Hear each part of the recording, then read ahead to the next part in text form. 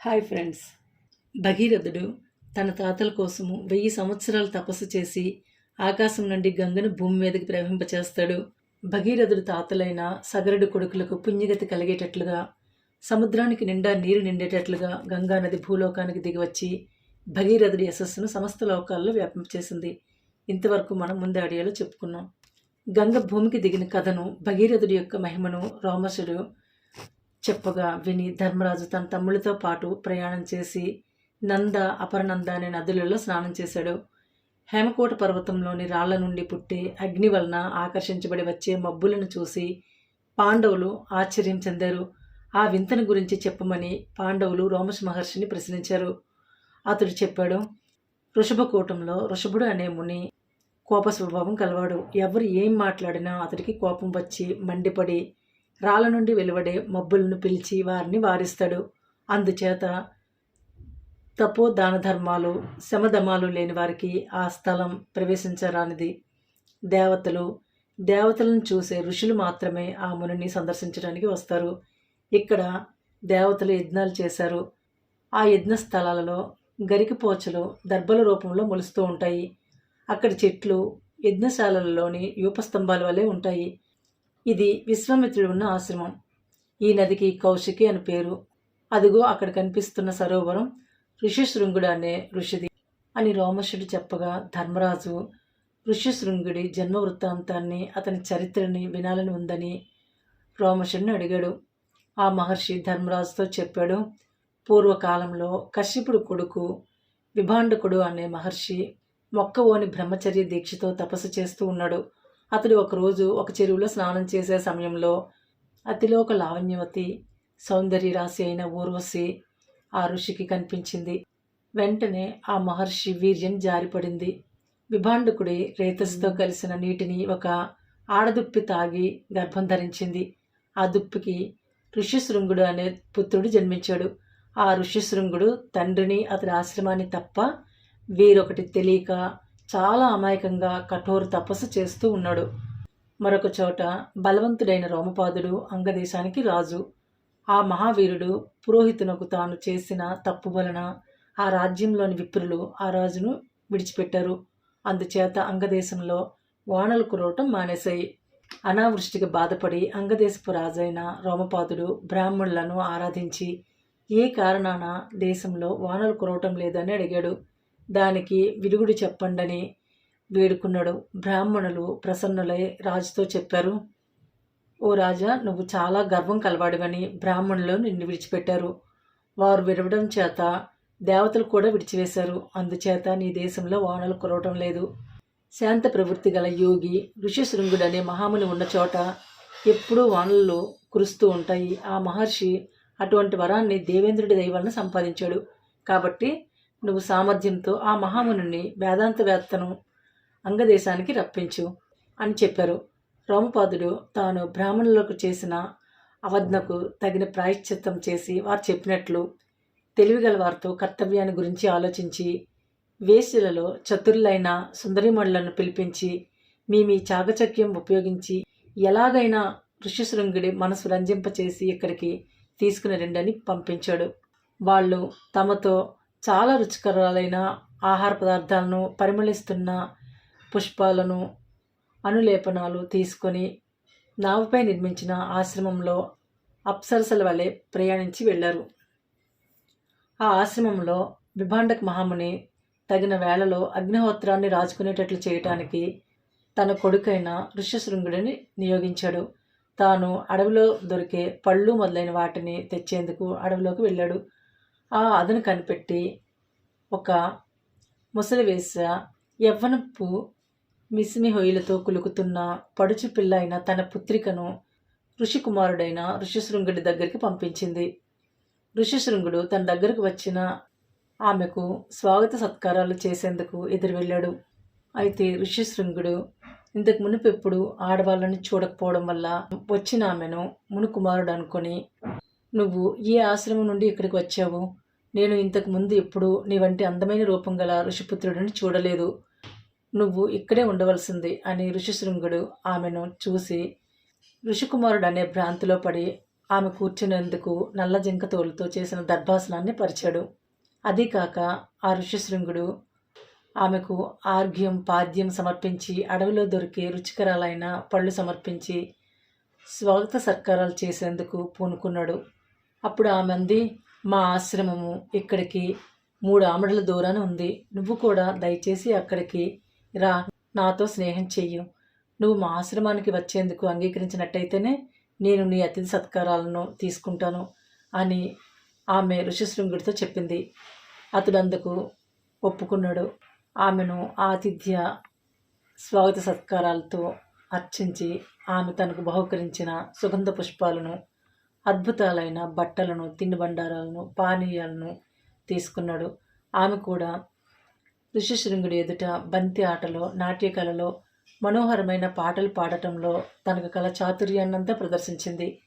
ఋషిశృంగుడికి చాలా సంతోషం కలుగచేసింది. ఇలా ఋషిశృంగుడికి దేహేంద్రియ స్పర్శను చక్కగా వికసింపచేసి ఆమె వెళ్ళిపోయింది. ఋషిశృంగుడు ఆమె వెళ్ళిన వైపే తన దృష్టిని నిలిపి అగ్నిహోత్రాలను వేల్చక పరాకుతో అలాగే ఉన్నాడు. అంతలో అడవి నుంచి పళ్ళు మొదలైన వాటిని సేకరించి ఆశ్రమానికి వచ్చి విభాండకుడు తన కొడుకుని చూసి, ఈరోజు ఇలా ఎందుకు అగ్నిహోత్రాన్ని వేల్చకుండా చింతాక్రాంతుడివై ఉన్నావు? కాలాన్ని అతిక్రమించారెందుకు అని అడిగాడు. అతడికి ఋషిశృంగుడు బదులు చెప్పాడు, ఈరోజు నా దగ్గరికి ఒక బ్రహ్మచారి వచ్చి వెళ్ళాడు. అతడు మిగిలిన రూపవంతుడు, బంగారు రంగు కలిగి చాలా అందమైన జడలు కలవాడు. అతడి ముఖం నుండి వెలువడే మాటలు తీయనివై, సుగంధాన్ని వెదజల్లేటటువంటివై, వినటానికి గండు కోయిలల ఆలాపాల వలె మనసుకు ఆనందం కలుపుతున్నాయి. ఆ బ్రహ్మచారి శరీరం నుండి వెలువడే సుగంధము వసంత ఋతువులో వికసించే నానా పుష్ప సౌరభాలను పోలి శోభిల్లుతూ ఉంది. ఆ ఋషికుమారుడి పట్ల నా హృదయం చాలా ఆకర్షితమైనది. ఆ బ్రహ్మచారి నన్ను ఆలింగనం చేసుకుని నా ముఖానికి దగ్గరగా తన ముఖం చేర్చి మనోహరమైన ఒక మృదునాదం వెలువడి చేశాడు. వీణులకు విందైన అటువంటి మధుర ధ్వని నేనెప్పుడూ వినలేదు. ఆ లేత బ్రహ్మచారి ముఖం తామర పువ్వుతో సరిపోలుతుంది. నేను ఇచ్చిన అడవిలోని మంచి పళ్లను ఆదరించి తినకుండా ఆ ఋషికుమారుడు అమృతంతో సరిపోలేటటువంటి పళ్లను, చాలా తియ్యనైన పానీయాలను నాకు ఇవ్వగా నేను వాటిని స్వీకరించాను.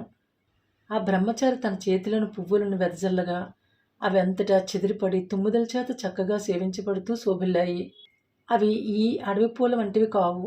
ఆ పువ్వులు శ్రేష్టమైన పరిమళం కలవి.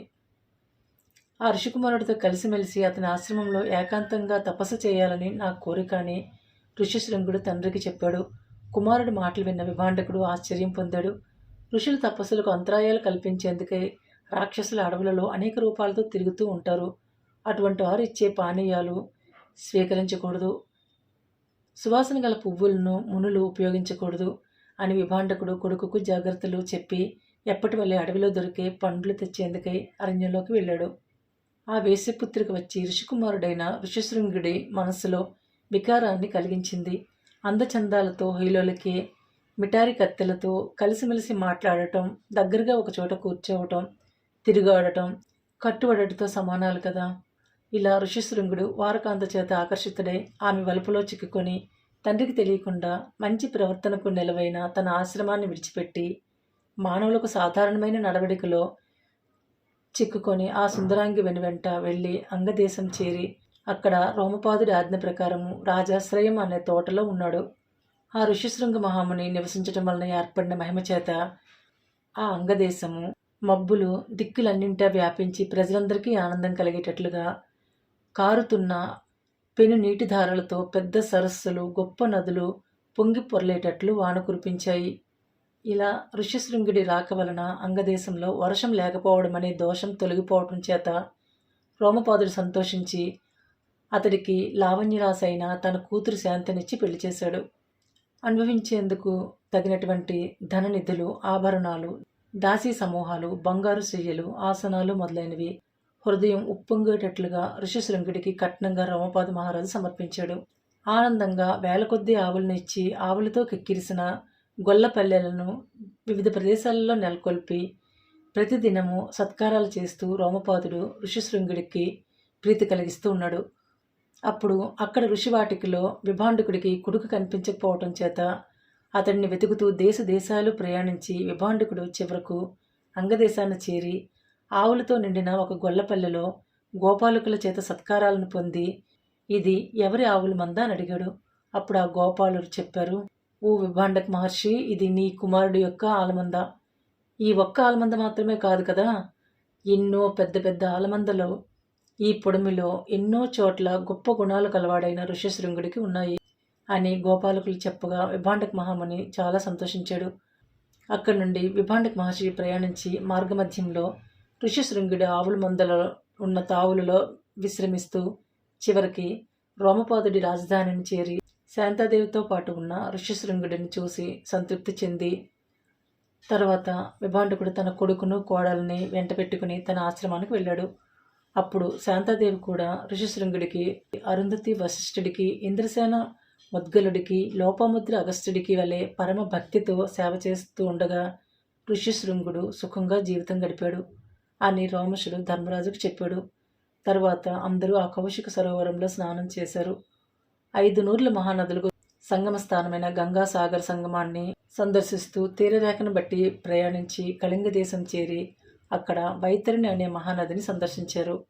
అప్పుడు రోమశుడు ధర్మరాజుతో అన్నాడు, పూర్వకాలంలో ఈ వైతరిణి మహానది ఉత్తర తీరంలో ఋషీశ్వరులు, దేవతాశ్రేష్ఠులు ఎన్నో యజ్ఞాలు చేశారు. యజ్ఞ పరిసమాప్తి సమయాన శతాధికంగా చేసిన అవభృత స్నానాల వలన ఈ మహానది పుణ్యానికి నెలవైంది.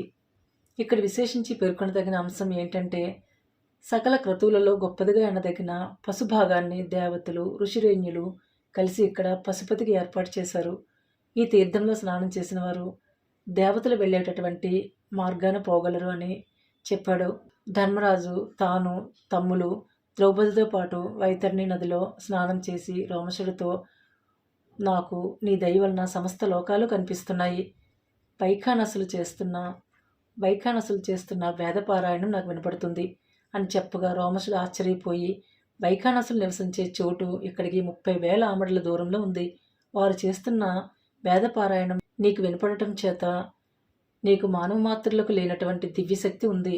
నువ్వు దివ్య పురుషుడు అని చెప్తూ ప్రయాణం చేసి ఎల్లప్పుడూ పండ్లతో ఉండే ఒక తోటను చూసి ఇక్కడ పూర్వకాలాన స్వయంభువ మనువుకు చెందిన విశ్వకర్మ యజ్ఞం చేసి విశ్వకర్మ సమర్థుడైన దక్షిణ దిక్కున గల భూభాగం అంతటినీ కొండలు, అరణ్యాలతో పాటు కశ్యప మహర్షికి నిండు మనసుతో యజ్ఞం జరిపించి ఋత్విజుడికి ఇచ్చే సంభావనగా సమర్పించాడు.